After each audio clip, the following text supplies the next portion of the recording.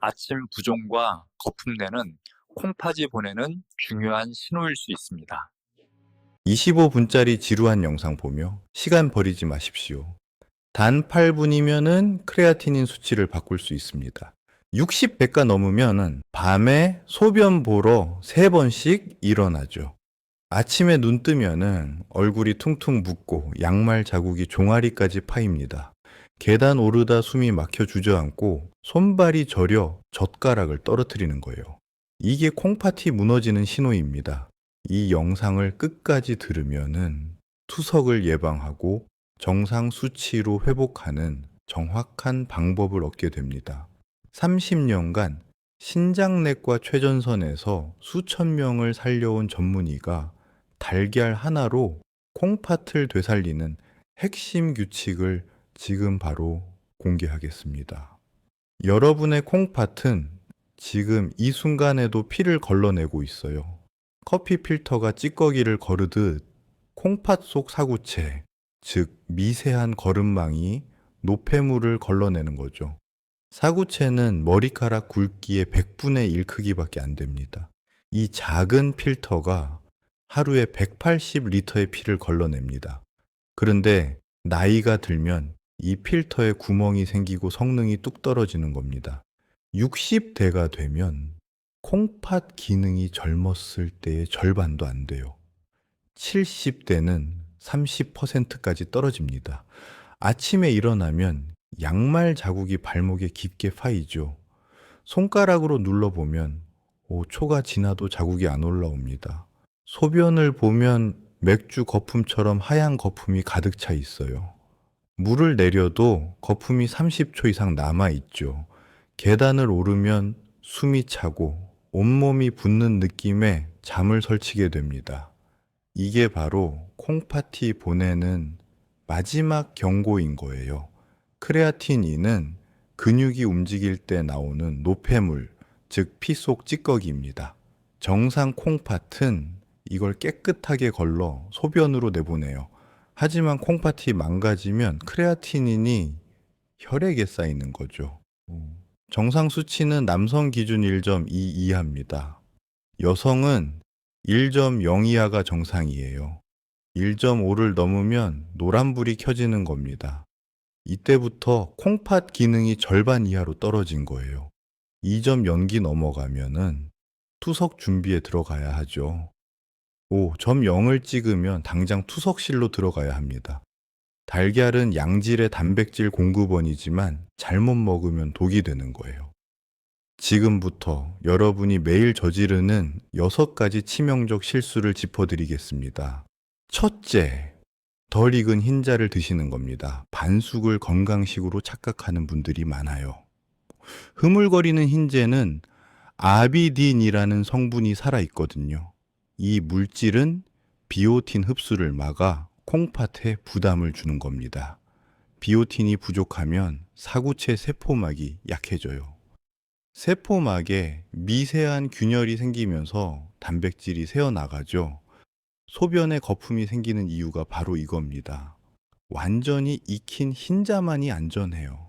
노른자가 약간 흐르는 건 괜찮지만 흰자는 반드시 단단해야 하는 거죠. 포크로 찔렀을 때 탄력 있게 튕겨 나와야 제대로 익은 겁니다. 이렇게 제대로 익힌 달걀을 드시면 콩팥 필터가 손상되지 않고 단백질을 효율적으로 흡수할 수 있어요. 둘째, 고온에서 기름에 튀기는 겁니다. 프라이팬에 기름 두르고 강불로 지지는 순간 최악이에요. 180도가 넘는 고온에서 단백질이 변성되거든요. 단백질 분자가 꼬이고 엉겨 붙으면서 AGES라는 독성 물질이 생깁니다. AGES는 최종 당화 산물, 쉽게 말해 혈관 그을음이라고 부를 수 있어요. 이 물질이 혈관 벽에 달라붙으면 사구체 모세혈관이 딱딱하게 굳는 거죠. 혈관이 굳으면 혈액순환이 막히고 역과 능력이 떨어집니다. 특히 버터나 라드로 지진 달걀은 포화지방까지 더해져 이중 타격이에요. 포화지방이 혈관 내피세포를 공격해 염증을 일으키거든요.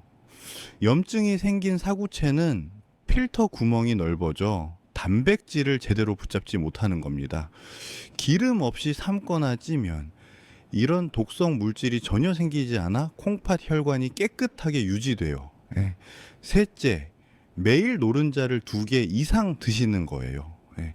노른자에는 인과 콜레스테롤이 집중돼 있거든요.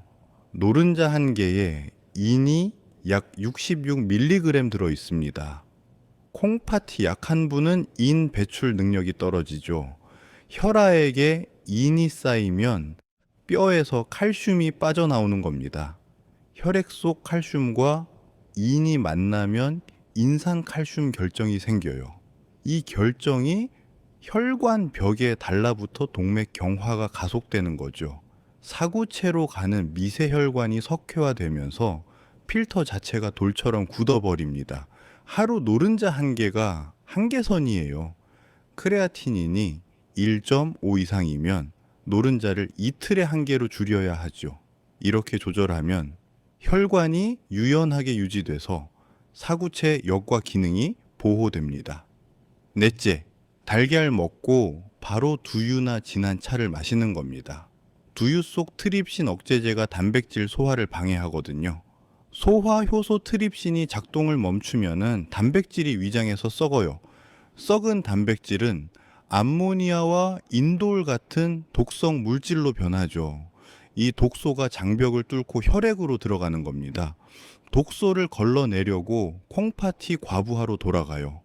녹차나 홍차에 탄닌 성분도 철분과 단백질 흡수를 막습니다.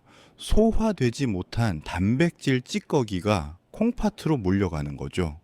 사구체가 찌꺼기를 처리하느라 에너지를 다 쓰고 정작 중요한 역과 기능은 멈추는 겁니다. 최소한 1시간 간격을 두고 마셔야 해요. 약을 복용 중이라면 2시간은 띄우셔야 합니다. 특히 고혈압약이나 당뇨약과 달걀을 함께 먹으면 약 성분이 단백질과 결합해 효과가 떨어지거든요. 시간 간격만 지켜도 단백질이 제대로 소화돼서 콩팥 부담이 확 줄어듭니다. 다섯째, 삶은 달걀을 냉장고에 일주일 보관했다 드는 거예요. 껍질 깐 삶은 달걀은 24시간 안에 드셔야 합니다. 세균이 빠르게 번식해 단백질을 부패시키거든요. 부패한 단백질은 히스타민과 카다베린 같은 독소를 만들어요. 이 독소가 콩팥 세뇨관, 즉 소변 통로를 직접 공격하는 겁니다. 세뇨관은 걸러진 소변을 최종 농축하는 통로예요. 세뇨관이 손상되면 수분 재흡수가 안 돼 탈수가 오죠. 탈수 상태에서 크레아티닌 수치가 급등하는 겁니다. 전자레인지로 재가열하면은 단백질 구조가 또 한 번 망가져요. 마이크로파가 단백질 결합을 끊어버려 아미노산이 산화되거든요. 산화된 아미노산은 활성산소를 만들어 사구체 세포를 죽입니다. 신선한 걸 그때그때 조리해 드시면은 독소 생성이 전혀 없어서 콩팥이 깨끗하게 유지돼요. 여섯째, 간장 달걀 장조림을 짜게 만드는 겁니다. 장조림 국물이 짜면 나트륨 폭탄이에요. 장조림 1인분에 나트륨이 1500mg 넘게 들어가거든요. 하루 권장량이 2000mg인데 한 끼로 다 채우는 거죠. 나트륨은 혈압을 올리고 콩팥 혈관을 좁니다. 혈관이 조이면은 사구체로 가는 혈류량이 줄어들어요.